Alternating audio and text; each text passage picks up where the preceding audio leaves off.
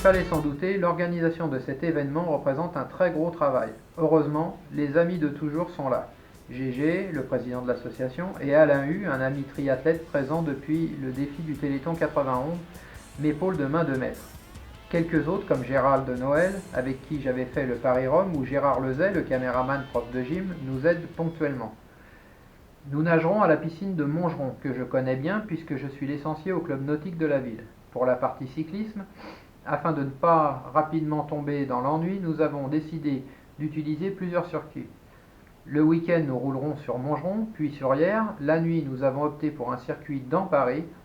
La tâche est malaisée car il va falloir obtenir des autorisations. Et le moins que l'on puisse dire, la préfecture de police n'est pas une administration des plus faciles à convaincre. Enfin, durant la journée, nous roulerons sur le vélodrome Jacques Anquetil de 6h à 10h et de 18h à 22h et le reste de la journée sur un circuit tracé dans le bois de Vincennes. Les mêmes ingrédients seront utilisés pour l'épreuve de course à pied. Tout se met parfaitement en place, hormis ces maudites autorisations qui tardent à arriver et sans lesquelles évidemment rien n'est possible. Avec GG, nous sommes alors reçus par le préfet de police de Paris et son staff. La réunion s'avère quelque peu tendue, car celui-ci souhaite qu'en échange de la mise à disposition de l'escorte police, le logo police nationale trône sur ma tenue. En soi, rien d'anormal, si ce n'est que, selon lui, de par son côté prestigieux, la police ne peut pas partager les espaces de visibilité avec d'autres sponsors et que, par conséquent, ces derniers doivent disparaître. Inutile de dire que GG, dont la diplomatie n'est pas toujours son fort, est monté sur ses grands chevaux et lui a expliqué un tantinet excédé que le budget total de l'entreprise avoisinait les 50 000 francs et que l'escorte mise à notre disposition ne pourrait en rien effacer ses frais de fonctionnement. Il comprenait que la police souhaitait être le centre de la Terre, mais dans ces conditions, il lui faudrait assumer la totalité des frais engagés par le défi. Dans la négative, il devrait se plier à l'idée de partager l'espace mis à sa disposition sur les tenues de course avec les partenaires qui, eux, prenaient à leur charge les 10 frais. Il a terminé en rappelant à monsieur le préfet qu'il était facile d'arriver sur un concept entièrement mis en place, de vouloir le beurre et l'argent du beurre, alors que par le passé, malgré mes différentes demandes, jamais l'institution police n'avait levé le petit doigt pour m'aider. J'étais dans mes petits souliers. Il y a des personnes à ne pas trop bousculer si l'on veut éviter les problèmes. L'ambiance avait été tendue et en sortant de la préfecture, Gérard et moi-même avions peu d'espoir de voir le défi encadré par la police nationale. Un jeudi, à quelques semaines du départ, je roulais à Boulogne sur l'anneau de l'hippodrome au moment où Michel Drucker arrivait pour effectuer sa petite séance. Lorsque je m'approchais pour le saluer, il me demanda où en était la mise en place du projet. Je lui expliquai alors que, comme à son habitude, l'administration traînait les pieds. Je n'avais toujours pas les autorisations de la mairie de Paris et je n'avais pas pu rencontrer l'adjoint au maire, ce qui devenait pesant car il devenait primordial pour moi de pouvoir enfin me concentrer sur ma préparation. Il me proposa alors d'appeler M. Chirac, le maire de Paris, afin de faire avancer les choses plus rapidement et de m'inviter en direct à son émission Studio Gabriel. Ne connaissant pas encore très bien Michel, j'ai pensé qu'il s'avançait beaucoup. Même si j'avais déjà eu la preuve de son efficacité et la valeur de sa parole, d'autres animateurs télé m'avaient fait des promesses restées seulement au stade de promesses. Ce monde du showbiz, constitué de trublions qui déplacent beaucoup d'air, ont la fâcheuse tendance à oublier très vite les choses qu'ils promettent. Michel Drucker n'appartient pas à cette caste. Il ne parle pas pour ne rien dire, et une nouvelle fois, il allait le prouver. 2 jours après notre entrevue, je recevais un appel de la mairie de Paris afin de confirmer un rendez-vous avec M. Joël Lenné, maire adjoint chargé des sports, et un second appel de l'assistante de Michel me confirmant mon invitation la semaine suivante sur l'émission Studio Gabriel. Nul doute que sans son intervention, j'attendrai peut-être encore aujourd'hui. Je fus donc reçu par M. Lenné, homme charmant, toujours aimable et courtois, que je croisais souvent le matin lorsque j'étais de faction devant la porte de l'hôtel de ville. Nous n'avions jamais vraiment eu l'occasion de discuter. L'entrevue fut cordiale, constructive, et tous les points cruciaux furent débloqués dans la foulée. Nous allions enfin pouvoir nous concentrer sur l'événement dans ses aspects les plus techniques. Mon passage en direct chez Michel Drucker fut une grande première pour moi. Il m'avait demandé de venir avec mon vélo que nous avions quitté sur un home trainer. Ce soir-là, l'invité était Roland McDan. J'avais le trouillomètre à zéro avant d'entrer sur le plateau. Michel m'avait rassuré. Malgré sa longue expérience, il n'était jamais confiant et ressentait toujours cette même sensation au moment d'affronter le public. Un peu stressé en entrant, j'ai rapidement oublié où je me trouvais. Répondant avec aisance aux questions posées par Michel, je crois pouvoir dire que je me suis senti un peu comme chez moi. Plus tard, en visionnant les images, j'ai néanmoins pris conscience qu'à trop vouloir bien faire, on en perd son latin. J'avais voulu m'exprimer en choisissant un lexique adapté, mais le résultat laissait apparaître quelques répétitions malvenues. Leçon apprise, à l'avenir, j'essaierai d'être plus naturel. 14 octobre 1994, 16 heures. À quelques heures de ce qui va être le plus grand défi de ma courte carrière, la tension commence à se faire sentir. Fidèle à mes habitudes, au lieu de me reposer, j'en suis encore à diriger et courir à droite et à gauche pour accélérer les choses. Si certaines personnes ont cette faculté particulière de toujours être en retard et de ne jamais stresser, ma quête de l'excellence me conduit toujours à vouloir vérifier les choses par moi-même. C'est ainsi que je me retrouve à charger la sono dans la camionnette et à donner les derniers conseils à Eric, chargé de sonoriser l'événement. Laisser mon matériel sans surveillance me laisse perplexe et je fais toujours très attention à mes affaires. Par expérience, je sais que sur ce type d'événement, même si vous accordez votre confiance à une personne, il y en aura toujours une autre pour venir, à un moment ou à un autre, mettre en péril le matériel par des imprudences ou tout simplement par laisser aller. C'est propre ou je m'en foutiste que de ne pas respecter les choses et de surcroît lorsqu'elles ne leur appartiennent pas. Je n'arrive donc pas vraiment détendu à la piscine, une petite heure avant le départ. De nombreuses personnes sont déjà dans les tribunes et les bénévoles de l'équipe s'activent pour terminer la mise en place. Je reste au vestiaire en compagnie de Catherine, ma kiné, qui m'oblige à m'allonger pour pratiquer une petite séance de relaxation en vue de libérer tous les canaux énergétiques et me permettre de retrouver un peu de sérénité. Après cette séance, je me dirige, parfaitement calme et serein, vers le bassin, théâtre privilégié des efforts à venir. En arrivant, j'ai un peu l'impression de participer à un show à l'américaine. Bande-son du film Rocky avec Sylvester Stallone, public chauffé à blanc par Alain, le speaker, banderole, fanion, sono, tous les ingrédients sont là pour un spectacle de qualité. Il ne me reste plus qu'à être à la hauteur des attentes du public et de mon entourage. Le décor est planté, reste maintenant à briller. Je me mets à l'eau environ 5 minutes avant que la pendule ne pointe sur 19 heures. En attendant l'heure fatidique, je barbote un peu pour me dérouiller mes muscles qui vont être mis à rude épreuve. 49 km, ce n'est pas une petite distance, d'autant que je n'ai jamais nagé plus de 28 km. Monsieur Alain Josse, le maire de Montgeron, a fait le déplacement pour donner le départ. À 19 heures pétantes, le coup de pistolet est donné et, comme à l'accoutumée, je fais le spectacle dès le départ. Je passe ainsi aux premiers 100 mètres en 1 minute et 1 seconde. On se demande à quoi cela va servir, mais c'est un peu ma manière d'évacuer la pression et peut-être de mesurer l'état de ma forme au moment de m'attaquer à ce défi. J'enfile les kilomètres accompagné dans les lignes d'eau voisines par des collègues de club, des amis, des inconnus venant là pour faire quelques centaines de mètres à mes côtés. Tout se passe parfaitement jusqu'aux alentours de minuit, heure à laquelle je vais vivre un gros passage à vide. Cette fois, il ne s'agit ni d'hypoglycémie ni d'alimentation mal gérée. Selon moi, le stress et la fatigue accumulée depuis ces dernières semaines s'est évacué, laissant place à une fatigue intense et ingérable. Aux fins de ravitaillement, je fais une pause de quelques secondes toutes les 30 minutes. J'informe le staff de mon état et, luttant contre le sommeil qui m'envahit, je repars à l'aventure. Durant les 30 minutes suivantes, un phénomène que je ne peux pas expliquer va se produire. Mon rythme se ralentit quelque peu et laisse place à des micro-phases de sommeil. Je ne sais pas de quelle manière cela est possible, mais l'intelligence du corps est telle que mes yeux s'ouvrent à 1 mètre du bord, me permettant ainsi d'anticiper la bascule avant de repartir dans l'autre sens et de reproduire le même phénomène à chaque virage. Lorsque le staff m'arrête pour la pause suivante, leur première réaction fut de me dire « Putain, mais t'as vachement ralenti sur cette phase ». Bah oui, je pense que j'ai dormi. Je me souviens de rien, si ce n'est d'avoir ouvert les yeux une fois par longueur au moment de basculer. Dans l'équipe, c'est la stupéfaction. Nombre d'entre eux avaient eu l'occasion de me voir dormir en marchant, mais là, on dépassait l'entendement. Comment est-ce possible? Je sais que la scène peut paraître incroyable, et j'ai souvent lu ces dernières années sur des forums où la critique va bon train, des commentaires peu sympathiques remettant en doute ma bonne foi. Quel intérêt aurais-je à raconter des conneries? Comment diable pourrais-je colporter de fausses informations alors que sur place, une cinquantaine de personnes sont témoins de la scène? Il est vrai qu'en règle générale, les forums sont le terrain de prédilection des envieux, des bourricots et des mal baisés. Il est tellement facile de se cacher derrière son écran pour dégueuler sur le dos des autres, alors que, pour leur part, ces gens sont en général incapables de réaliser quoi que ce soit de leur vie. Que le sujet aborde la politique, Le sport, les people, les immigrés ou encore pire, le handicap, on retrouve toujours les mêmes, fidèles au poste et à leur dérive. Il est tellement facile de diffamer caché derrière un pseudo.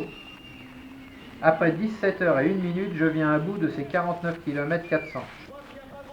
J'ai quelque peu faibli sur les dernières heures, mes épaules pesaient des tonnes et me faisaient souffrir. La moyenne n'est pas trop mauvaise, puisque j'ai nagé 2 km 900 à l'heure.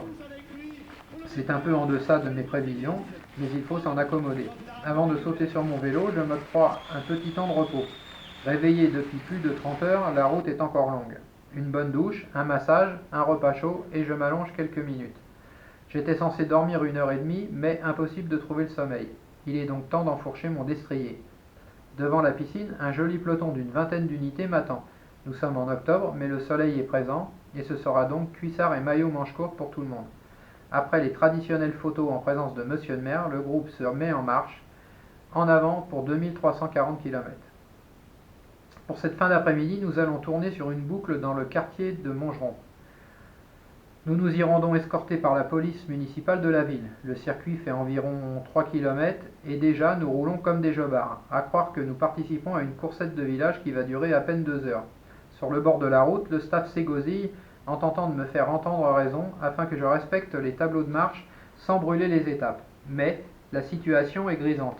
D'autant que le peloton est constitué de quelques gars que je n'ai pas vus depuis longtemps et venus donner quelques tours de manivelle en souvenir du bon vieux temps.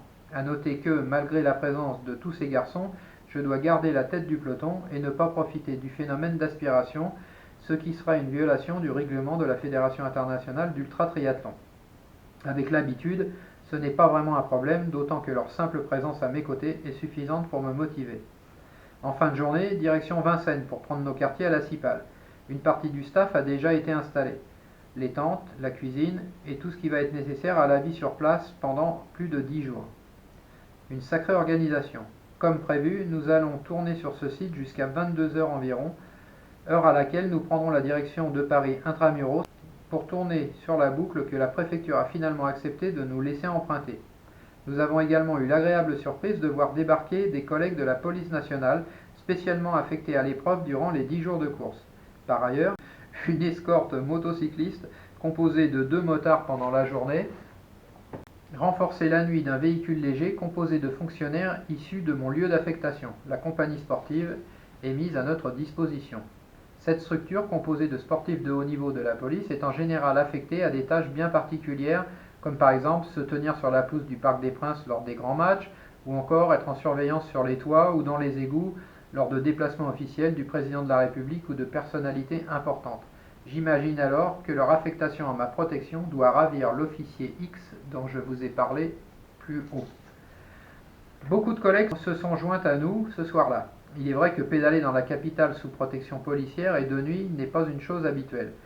Le cortège composé, nous nous dirigeons sous escorte et gyrophare dans Paris, dans certains quartiers où les sorties du samedi soir sont nombreuses. Les badauds nous regardent passer interloqués. Puis l'étonnement fait place à l'intérêt et c'est sous les applaudissements qu'au fil des tours notre passage est accueilli, et cela jusqu'à 4 heures du matin, heure à laquelle je pourrai enfin profiter de 2 heures de sommeil. Les kilomètres vont ainsi s'accumuler durant plusieurs jours et donnant lieu parfois à des scènes cocasses. C'est ainsi qu'un après-midi, alors que nous tournions depuis de longues heures dans le bois de Vincennes, repère privilégié des camionnettes destinées au commerce de charme, nous sommes interpellés par une de ces vendeuses de plaisir. En raison d'un problème mécanique, nous avions fait halte en face de son lieu de stationnement. Dominique, policier affecté à la compagnie sportive comme moniteur de tir et grand déconneur, voyant la jeune femme gesticuler dans sa camionnette, traversa la rue pour lui demander ce qu'elle voulait. Il habitait une petite maison au milieu du bois et connaissait pratiquement toutes les filles qui y travaillaient. Elle l'appelait Robin des Bois. En s'approchant de cette dame, il prit vite conscience qu'elle était en colère. Il s'adressa donc à elle avec humour. « Eh ben ma grande, qu'est-ce qui t'arrive ?»« Putain, c'est quoi ce merdier? Depuis que je suis là, vous ne faites que passer dans le coin, escorté par les flics et mes clients ne s'arrêtent plus. Ils ont trop la trouille des poulets. » Dominique lui expliqua alors en détail les raisons pour lesquelles nous tournions dans le bois. Du coup, en compensation, elle voulut que je lui signe un autographe. Je me suis donc retrouvé à la portière de la camionnette à signer un autographe sous escorte policière et sous les flashs de quelques photographes présents. Mais c'est la nuit que les scènes les plus imprévisibles allaient se dérouler. À cette époque, un certain Sébastien Coé, animateur radio alors peu connu, animait l'antenne de nuit sur une grande radio de la bande FM. Ayant entendu parler d'une bande de cinglés qui roulait de nuit dans la capitale, il avait décidé de communiquer sur nous quotidiennement.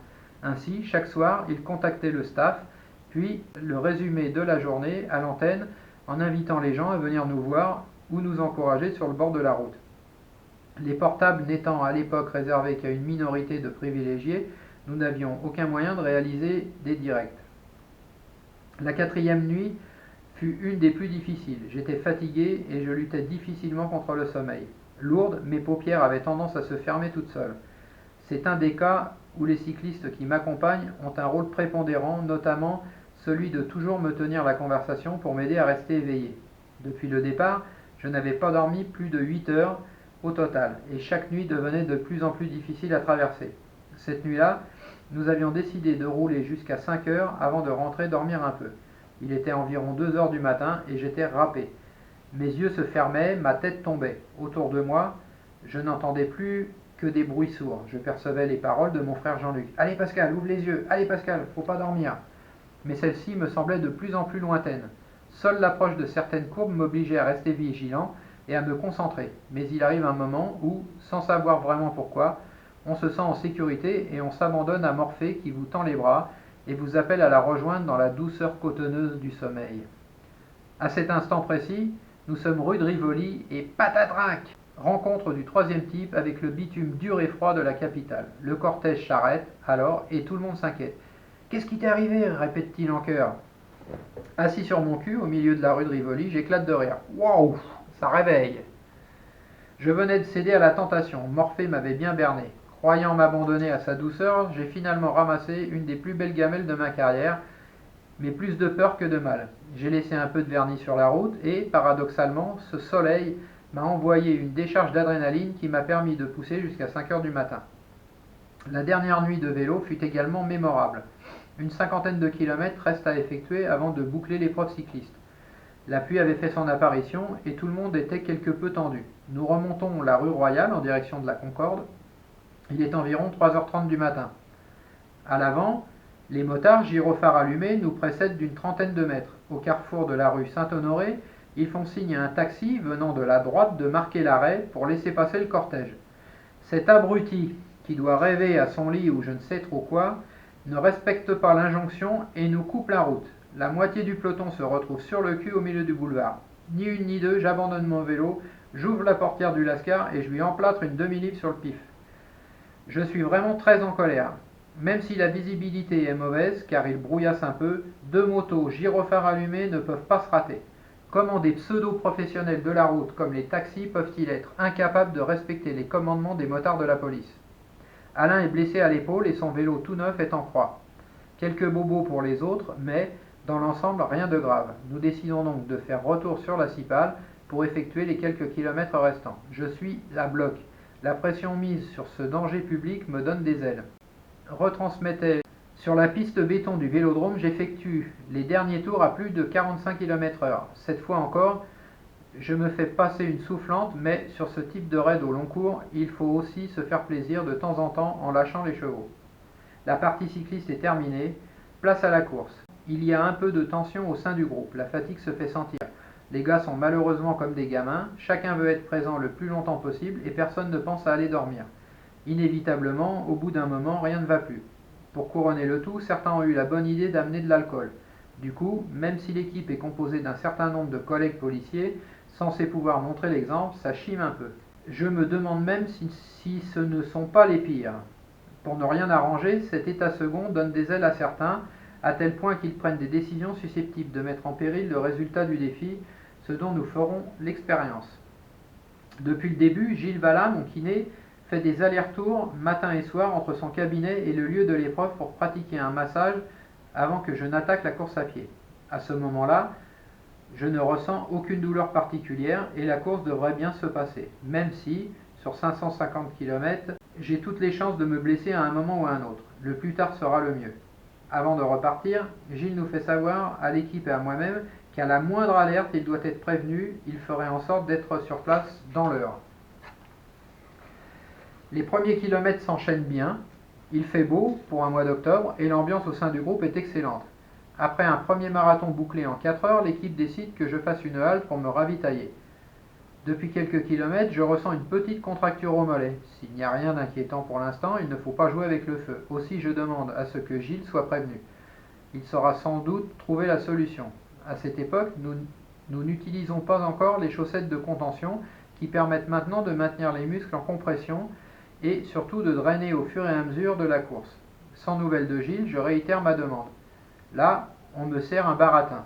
Impossible de le joindre, il est occupé et bien d'autres choses encore. En gros, on me raconte des cracks. Gérald, qui mène la danse, me propose de me masser. Sachant qu'un massage mal réalisé peut rapidement tourner à la catastrophe, je ne suis pas trop chaud. Mon père, expert en massage, n'ose pas s'imposer. Mon rôle était celui du coureur. De plus, j'avais largué, autant que faire se peut, ma casquette d'organisateur et pour l'heure, je n'étais pas non plus le flic censé régler les problèmes ou les conflits. Assez fébrile, je laisse néanmoins Gérald me masser. Ce fut une grossière erreur, d'autant que dans la soirée, en constatant les dégâts, Gilles me dit n'avoir à aucun moment été contacté par qui que ce soit de l'équipe pour venir soulager cette douleur qui, initialement, n'avait rien de catastrophique. Je repars au charbon, mais la gêne devient tenace. Comme tout un chacun, pour compenser la douleur, j'ai tendance à m'équilibrer par la prise de position pas forcément adaptée. Les kilomètres défilent et en fin de journée, j'ai pratiquement bouclé 3 marathons. La douleur s'est intensifiée, mais pire, je me suis déclenché un problème au genou de l'autre jambe. Gilles fait ce qu'il peut, mais pour moi, c'est de pire en pire. Je commence à glisser dans ma bulle et à me répéter que la douleur est seulement une information. À ce jeu-là, si personne ne vient troubler mon monologue, je suis plutôt bon et cela fonctionne vraiment. Malheureusement, il y a toujours pour quelqu'un dans le groupe ou un copain fraîchement débarqué sur place pour dire « Alors Pascal, ton genou, ça va? Il te fait pas trop souffrir ?» À ce moment précis, sans le savoir, il vient de foutre en l'air tout le travail effectué sur moi-même. Il n'est pas simple de faire remonter de fausses indications à son cerveau. Pour évacuer une douleur, il convient de se mettre en condition de ne pas faire remonter l'information. Ainsi, le cerveau ne peut pas analyser le problème et par conséquent ne peut pas la traiter comme quelque chose de perturbant. Pour faire simple, si je ne me dis pas en permanence et donc que je ne pense pas au fait que j'ai mal au genou, mon cerveau n'aura pas à traiter l'information. Il ne sera donc pas en mesure d'envoyer les signaux de la douleur. Je l'avoue, ce n'est pas facile à mettre en place, mais lorsque l'on maîtrise le concept, alors tout devient possible. Je donne souvent l'exemple du gamin qui tombe. S'il est seul et qu'il ne saigne pas, il va se relever, reprendre ses petites activités. Mais si dans le même cas, sur la même chute, vous lui dites « Oh mon pauvre chéri, tu t'es fait bobo », alors automatiquement, il se mettra à pleurer. Vous lui avez donné une information que son cerveau n'aurait peut-être pas traitée s'il avait été tout seul. Par sécurité, je demande au docteur Peltre, le spécialiste du genou qui m'avait déjà opéré, s'il peut passer nous voir et dresser un bilan. Au moins j'aurai le son de cloche d'un spécialiste et je connaîtrai les risques que j'encours en continuant. Il me reste encore environ 250 bornes à parcourir. Lorsqu'il arrive sur place, mon genou est monstrueux. Il est aussi gonflé que ma cuisse. J'ai donc un poteau télégraphique à la place de la jambe. Après m'avoir sympathiquement fait remarquer que j'avais un pet au casque, le médecin examine mon genou sous toutes les coutures. Même s'il est souvent difficile de voir ce qui se passe à l'intérieur sans avoir ouvert ou glissé une caméra, il me donne son avis. Je pense que tu as un ménisque de fendu à force de courir de travers. Le mieux serait que tu t'arrêtes, mais comme je sais que tu ne le feras pas, il va falloir prendre ton mal en patience et finir en marchant. En l'état actuel des choses, si tu continues à courir, je ne suis pas certain de pouvoir récupérer ton genou à l'arrivée. Quoi qu'il en soit, dès que tu as terminé, c'est direction le billard. Il avait raison, je n'allais certainement pas arrêter à 250 bornes du but. Je viens d'en chier pendant plus d'une semaine, je ne vais pas bâcher aujourd'hui. Le final va être une galère. Je ne peux plus courir, j'ai mal, et pour tout arranger, je vois le temps défiler. Je ne serai pas dans les temps que je m'étais fixé, et cela me désole. Heureusement, les copains toujours présents font en sorte de me remonter le moral. On finira à Montgeron après 13 jours et 12 nuits d'efforts. C'est bien loin des 10 ou 11 jours que j'avais initialement prévus. Sur ce type de défi, aucune place pour l'à peu près. Cette fois encore, le zèle d'un bénévole aura mis mon intégrité physique en péril et, si je n'avais pas été un guerrier, certains préféreront dire un inconscient, j'aurais été contraint à l'abandon. Quelques jours plus tard, Michel Drucker m'appela pour savoir si j'étais intéressé pour être l'un des fils rouges de l'émission Téléthon. Jean-Pierre Spiraud, le réalisateur de ces émissions, s'était souvenu de mon passage chez Michel dans les semaines précédant mon défi et, en sa qualité de réalisateur du Téléthon, il avait pensé que ce pourrait être un bon coup de projo sur ce que je faisais. Sauf que vu l'état de mon genou, je n'étais pas des plus frais et il me fallait encore m'embourber 30 heures.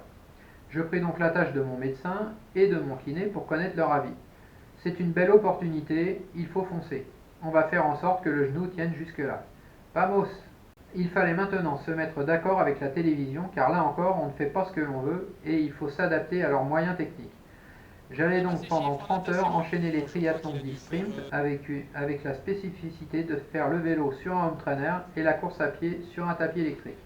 Les distances étant de 750 mètres de natation, 20 km de cyclisme et 5 km de course à pied, j'espérais pouvoir en enchaîner une quinzaine. Pas de stress, pas de record au bout, l'important est seulement de tenir la distance. C'est à Ivry, dans l'Essonne, que je vais me mettre au service du Téléthon. Comme tous les ans, celui-ci a lieu la première semaine de décembre. Il fait un froid de canard. La natation se déroule en piscine intérieure. Par contre, le vélo et le tapis sont installés sur le parvis de l'Agora d'Evry, en plein vent.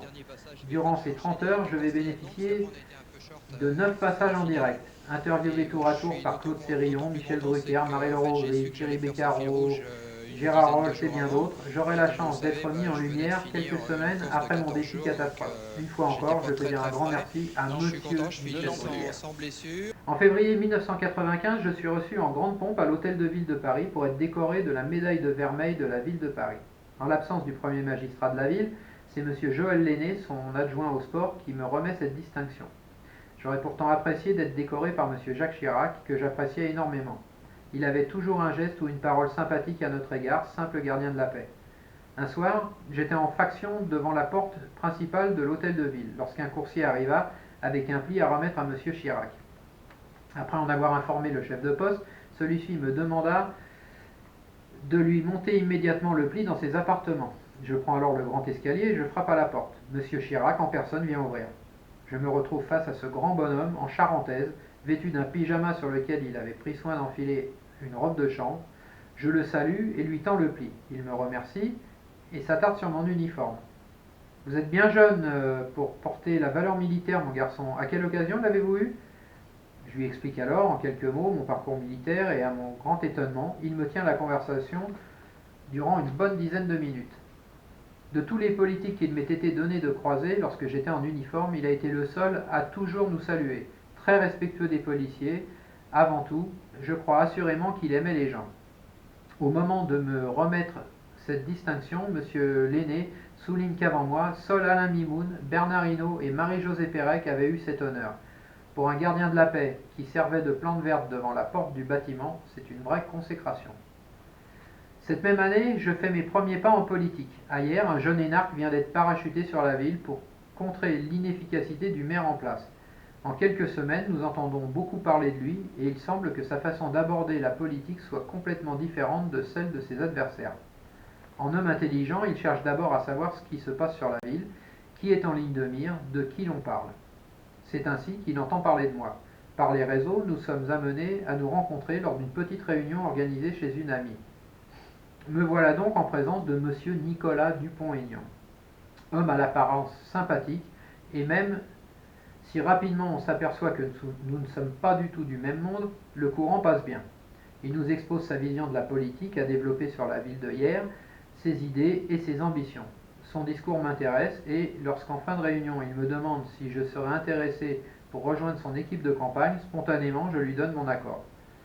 À ses côtés, je vais mener campagne même si certains aspects de la politique me semblent bien étrangers à mes valeurs.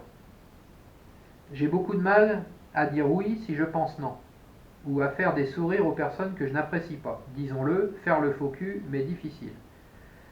Au cours des mois de campagne, j'ai été impressionné par ses capacités à faire plusieurs choses en même temps. Il était capable de vous écouter tout en lisant un article de presse et en rédigeant un courrier. Remarquez, je suis capable de courir en mangeant et en chantant ou encore en dormant, sans que pour autant cela ne fasse de moi un être supérieur. Nous serons élus au premier tour avec plus de 77% des suffrages. Une belle victoire pour ce jeune maire qui va rapidement se faire une place au niveau national tant ses compétences sont importantes et impressionnantes. Mais comme moi dans le domaine sportif, sa route va être longue et semée d'embûches. De par son excellent travail, sur ses mandats de maire et de député de l'Essonne, convaincu du bien-fondé de ses idées, il me semble qu'il pourrait être un excellent gestionnaire pour notre pays. Selon moi, et il s'agit seulement d'un avis personnel, peut-être qu'en décidant de faire cavalier seul, il a commis une erreur. Seul l'avenir pourra nous dire s'il a eu raison. Nicolas m'a nommé conseiller municipal délégué à la jeunesse et à la communication. J'espérais être au sport, mais voilà. Je le disais plus haut, certains aspects en politique sont difficilement compréhensibles. On va placer au sport un mec qui n'y connaît rien, seulement parce qu'il est politiquement engagé et qu'il mérite d'être récompensé par le boulot qu'il a fait. J'ai beaucoup de mal vis-à-vis de ces manipulations. Si c'est ainsi au niveau d'une commune, j'imagine que ça doit être au niveau national. Pas étonnant alors de se retrouver avec des ministres incompétents, simplement là pour être récompensés de leur investissement à l'occasion d'une campagne ou d'une autre. En sport, pour réussir, il faut compter sur soi-même et s'entourer de personnes compétentes. Les boulets sont vite repérés et deviennent rapidement des charges, risquant de mettre en péril le reste de l'équipe et l'objectif à atteindre. J'ai donné un premier exemple vécu lors du défi Ironman puissance 13, d'autres suivront. Lors de la tentative sur Bessèges, Roland Fangil avait eu parmi ses partenaires le parc d'attractions AeroCity, dont la spécificité est d'être dédié au monde de l'aéronautique. Le directeur de ce parc avait eu vent, par les jeunes employés envoyés sur place, du côté exceptionnel de la performance que j'avais accomplie et avait souhaité me rencontrer afin de programmer un défi durant l'été 95. Je m'étais donc rendu à Aubenas afin de rencontrer et d'étudier avec son équipe les possibilités qui s'offraient à nous. Sur place, je m'aperçus rapidement que le challenge serait compliqué à organiser. Le parc était situé en haut d'une colline à l'entrée de la ville, en plein cagnard. La piscine, d'une profondeur de 80 cm, mesurait 15 mètres de long, aucune route utilisable à vélo, et le terrain n'était pas vraiment plat. Il allait falloir réfléchir rapidement pour trouver une solution, d'autant que pour la première fois, on me proposait un peu d'argent pour la prestation. Le directeur nous précisa que le parc fêtait ses 10 ans à cette période et qu'il voulait une journée de fête exceptionnelle. Il avait déjà pris la tâche du célèbre groupe disco Bonnet M, ayant d'ailleurs donné son accord pour clôturer la soirée par un concert. Comme cela m'arrive souvent, je lance une idée. Je peux m'attaquer au record du monde des 15 heures, 5 heures de natation dans la pataugeoire qui sert de piscine, 5 heures de vélo sur home trainer sous l'aile du Transal qui est exposé au milieu du parc, ce qui me permettra d'être un peu à l'ombre, et enfin 5 heures de course à pied sur un tapis électrique, sur scène, aux côtés de Bonnet M. Encore une fois, un défi dingo, car au mois d'août en Ardèche, à cet endroit dépourvu du moindre centimètre carré d'ombre, s'il n'y a pas de vent, cela sera intenable. Le défi plaît au directeur et à son équipe. Rendez-vous est pris pour un départ le 10 août à 9 heures. À 8 heures, je suis sur place avec une équipe restreinte composée de quelques copains, de mes parents, de ma tante Lily et de mon oncle Jean. Ma tante, la sœur de ma mère, est mariée à mon oncle Jean, le frère de mon père. Autant rester en famille, non? Rapidement, nous mettons le matériel en place. La chaleur est déjà monstrueuse. À 9 heures, comme prévu, le directeur du parc AeroCity donne le départ du défi. Le public ne pouvant y accéder qu'à partir de 10 heures, je ferai la première heure en famille. D'entrée, je m'impose un rythme soutenu. L'eau est fraîche et je porte une combinaison Aquaman sans manches. Les culbutes au virage reviennent souvent. 15 mètres, ce n'est pas très long. Avec une bonne coulée au virage, je passe pratiquement plus de temps sous l'eau que sur l'eau. Il fait déjà 38 à l'ombre, alors dans la piscine, je dis. Surtout ne pas oublier de s'hydrater au risque de le payer plus tard. Après avoir nagé 4 heures et 35 minutes et parcouru 15 km 960, je sors de l'eau. Je dispose de 25 minutes avant de démarrer sur le vélo, alors je prends une petite douche, je mange un peu et je saute dans ma tenue cycliste. Me voilà maintenant sous le Transal, il est 14 heures. Clin d'œil sympa que de me retrouver sous cet appareil duquel j'ai été largué une paire de fois durant mon service militaire. Le vélo, posé sur des rouleaux, est placé à environ 80 cm du sol sur un vieux billard. Les rouleaux, appelés aussi home trainer, permettent aux cyclistes de s'échauffer avant une compétition. Il est plus spécifiquement l'outil des pistards. Il est également utilisé pour pédaler au chaud lorsque les conditions climatiques ne permettent pas de sortir. Sur cet appareil, on transpire énormément et il est recommandé de ne pas effectuer des séances supérieures à 1 heure.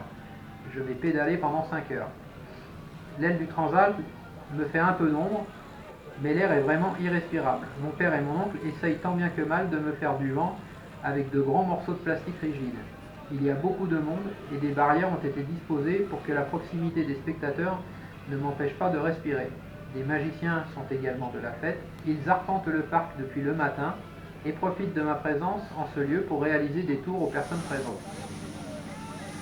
Les gens sont sympas et puisque le vélo est tenu, je peux même me permettre de signer les autographes que l'on me demande. Pas besoin d'être très concentré, il suffit de tourner les jambes, d'emmener du braquet et tout doit bien se passer. Après 4h30, j'ai effectué 204 km. Je décide donc de stopper là pour me changer et me ravitailler avant d'attaquer la partie la moins facile. Le tapis est de bonne qualité et il peut monter jusqu'à 22 km/h. Inutile de dire que je n'irai pas aussi haut. Il est 18h et le spectacle commence seulement à 20h. Ainsi, je serai seul sur la droite de la scène pendant assez longtemps. Rapidement, les premiers spectateurs arrivent. Nous sommes en plein air et là, pas de chichi. Il n'y a pas de banc, ni de chaise, les gens s'installeront où ils voudront, assis dans l'herbe. Il faut dire que Bonnet-M, c'est du lourd. Pour ma part, j'enchaîne les kilomètres tranquillement. On a calé le tapis à 10 km/h et tout va bien. Le roi du disco est prévu à 22h lorsque la nuit sera tombée. Il y a de plus en plus de monde lorsque le spectacle de magie commence. Le speaker a pris soin de faire monter la mayonnaise et les gens m'encouragent sincèrement. Les poils se dressent sur mes bras quand le directeur annonce que plus de 5000 entrées ont été vendues. Pour ma discipline, c'est génial. Peu de monde dans l'assistance sait ce qu'est l'ultra triathlon. Il est 22h, j'ai mal aux jambes. Le speaker est au micro lorsque les premières mesures de la célèbre chanson Rasputin commencent à résonner. Les 3 choristes entrent en scène. Enfin, le roi du disco arrive. Quel showman! Pendant une quarantaine de minutes, il va embarquer le public dans son monde. Il est vraiment génial. Et je suis aux premières loges. Difficile de faire plus près. Pendant toute sa prestation, j'en oublie même ma douleur aux jambes. Il me donne des ailes. Lorsque le spectacle se termine, il me reste encore 25 minutes à courir. Convaincu que le public allait partir, j'eus la surprise de voir le speaker tenir les spectateurs en haleine jusqu'à la fin de ma propre prestation. Ils en seront récompensés car Michel, mon photographe, est allé au culot voir le manager de Bonnet-M pour lui demander s'il était possible de venir faire quelques photos avec moi. Contre toute attente, je vois débarquer sur scène le grand Bobby Farrell accompagné de ses 3 choristes. Après avoir salué le public, il vient discuter avec moi. Après lui avoir expliqué en anglais qui j'étais et ce que je venais de réaliser, il poussa la plaisanterie jusqu'à monter derrière moi sur le tapis. Le public en redemandait, mais il était moins une qu'on se retrouve tous les deux sur le cul. Je venais de passer un excellent moment en sa compagnie et, quelques années plus tard, lorsque j'apprendrai son décès, j'aurai une pensée émue en souvenir de ce bon moment passé à ses côtés. L'heure de la fin du défi a sonné et je viens de boucler 50 km tout rond. Dans quelques années, je me réattaquerai à ce record, au même endroit, mais avec cette fois Jean-Luc Lahaye. En 2015, le parc Aerocity aura 30 ans. S'il existe toujours et si je suis toujours en activité, peut-être serait-il sympa de tenter de dépasser cette marque. À suivre. Voilà les amis. Il était un peu long celui-là. Donc j'espère que vous allez rester concentrés jusqu'au bout. Je vous remercie de suivre cette lecture. N'hésitez pas, hein, comme je le dis toujours, à partager, liker, commenter, voilà, ça fait toujours plaisir. Le prochain chapitre s'appellera De Tahiti au Mexique. Allez, je vous embrasse les copains.